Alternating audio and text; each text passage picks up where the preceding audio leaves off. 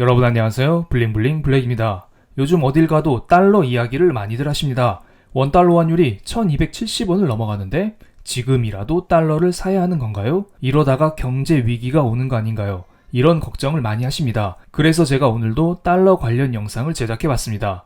이번 영상에서는 달러뿐만 아니라 다른 기축 통화 이야기를 하면서 과연 어떤 신호가 나와야 지금의 달러 강세가 멈출 수 있을지를 체크하는 시간을 갖겠습니다. 일반적으로 달러의 가치는 달러 인덱스라는 지표로 표시됩니다. 그럼 달러 인덱스를 한번 보겠습니다. 달러 인덱스는 2020년 3월달 코로나 경제 위기가 터졌을 때 103까지 올라갔었는데요. 지금은 이 자리를 돌파하면서 또 다른 신고가를 경신했습니다. 이것은 지난번 영상에서 한번 설명드렸던 내용인데요. 달러가 강세로 가기 위해서는 다른 나라 화폐 가치가 떨어지거나 연준에서 기준금리를 인상하거나 미국 경제가 매우 탄탄해야 합니다. 먼저 금리 인상 측면을 살펴보겠습니다. 최근에 물가 상승 때문에 연준에서 2022년 말 기준금리를 2.75에서 3%까지 올릴 수 있다는 전망치는 몇 주 전부터 제시되어 왔었던 것이기 때문에 금리 인상으로 인한 강달러의 지속을 이야기하는 것은 무리가 있어 보입니다. 금리 인상은 지금의 달러 강세에 어느 정도 녹아들었다. 이렇게 볼 수가 있습니다. 그리고 최근에 물가 상승 때문에 미국 경제도 어느 정도 타격을 받고 있습니다. 그렇기 때문에 미국 경제가 탄탄하기 때문에 강달러의 지속을 이야기하는 건 역시 무리가 있어 보입니다. 그래서 이번 영상에서는 다른 나라 화폐 이야기를 드리면서 지금의 강달러가 지속되는 이유, 그리고 언제쯤 달러 강세가 멈출 수 있을지를 체크하는 시간을 갖겠습니다. 첫 번째로 일본 이야기를 드리겠습니다. 이것은 일본 엔화 환율 차트입니다.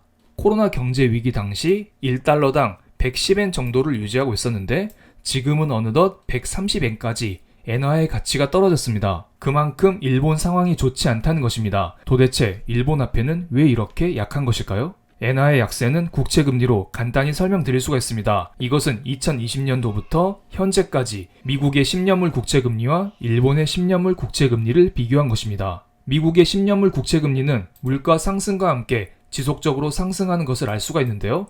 이상하게도 일본의 10년물 국채금리는 제자리를 유지하고 있습니다. 도대체 왜 그러는 것일까요? 지금 일본에서는 YCC라는 정책을 실시하고 있습니다.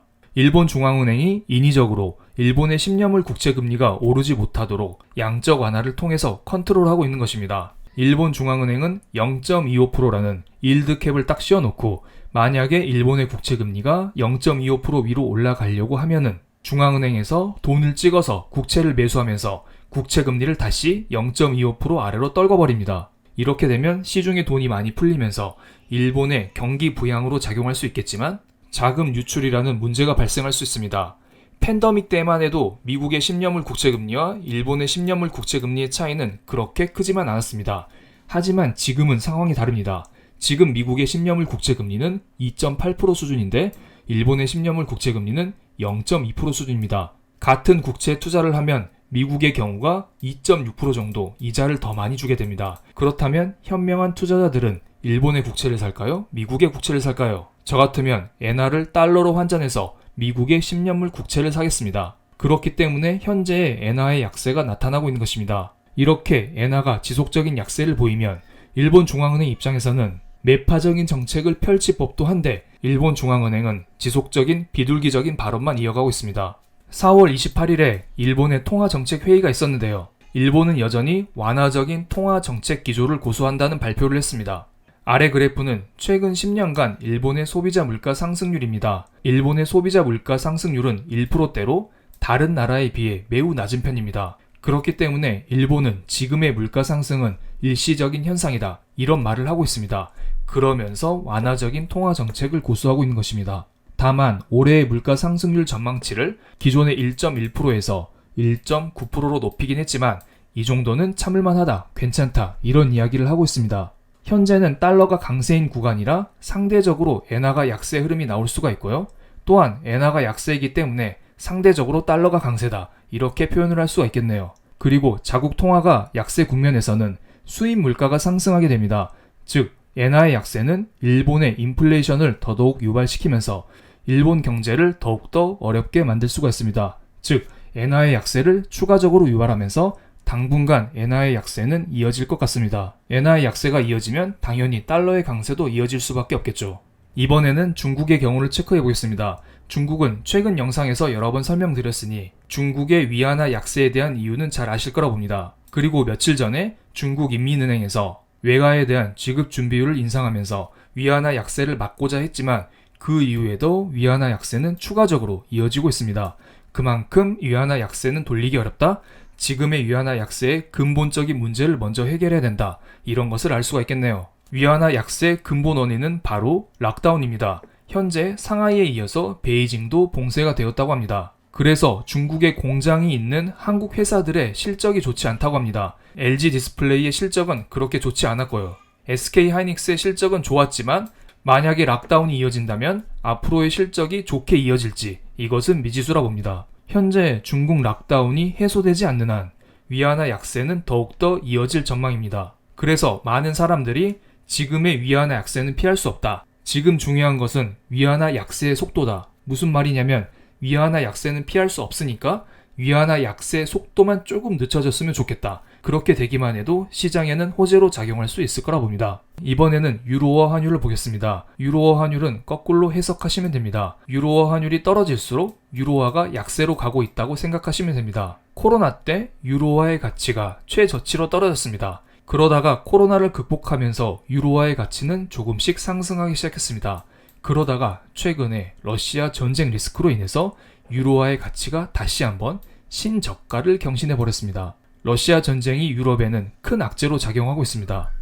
4월 27일 러시아 국영가스회사 가즈프롬이 폴란드와 불가리아에 대한 천연가스 공급을 전면 중단시켰습니다. 왜냐하면 러시아 입장에서 천연가스 결제 대금을 러시아 화폐인 루블화로 해라 이런 말을 했는데 폴란드와 불가리아가 이를 어겼다는 이유 때문입니다. 이렇게 러시아의 천연가스 무기화가 본격화되면서 유럽 가스 가격은 20% 넘게 폭등을 했고요. 유럽의 천연가스 가격이 올라가니까 서민들의 물가가 올라가니 유럽의 경제가 휘청거리면서 유로화의 가치가 5년 만에 가장 낮은 수준까지 떨어졌다고 합니다. 러시아 전쟁이 지속되는 한 유로화의 가치는 더더욱 떨어질 수밖에 없을 거라 봅니다. 그리고 달러 인덱스라는 것은 다른 나라 화폐 대비 상대적인 달러의 가치입니다. 여기서 다른 나라 화폐라는 것은 유로와 엔화, 여러 가지 화폐가 있지만 그 중에서 유로화가 40% 이상의 비중을 차지합니다. 즉, 이렇게 유로화가 약세인 국면에서는 달러 강세가 더욱더 가파르게 나올 수밖에 없을 거라 봅니다. 많은 서방 국가들이 러시아를 견제하고 있지만 지금 러시아는 전쟁을 멈출 생각이 없습니다. 러시아 루블화의 환율을 볼까요? 전쟁이 일어나면서 러시아 루블의 가치가 폭락했습니다. 그러다가 최근에는 엄청난 안정세를 보이고 있는데요. 많은 나라들이 천연가스 대금을 루블화로 결제하면서 러시아 화폐에 대한 수요가 늘어나면서 러시아 화폐가 점점 더 강세를 보이고 있기 때문입니다. 이렇게 루블화가 강세인 국면에서는 러시아 입장에서 굳이 전쟁을 멈출 이유가 없을 거라 봅니다. 현재 많은 나라들의 경기 침체가 오고 있지만 러시아처럼 원자재를 수출하는 나라 입장에서는 땡큐를 외치고 있는 상황입니다. 반면에 원자재를 수입하고 있는 한국은 비명을 지르고 있죠.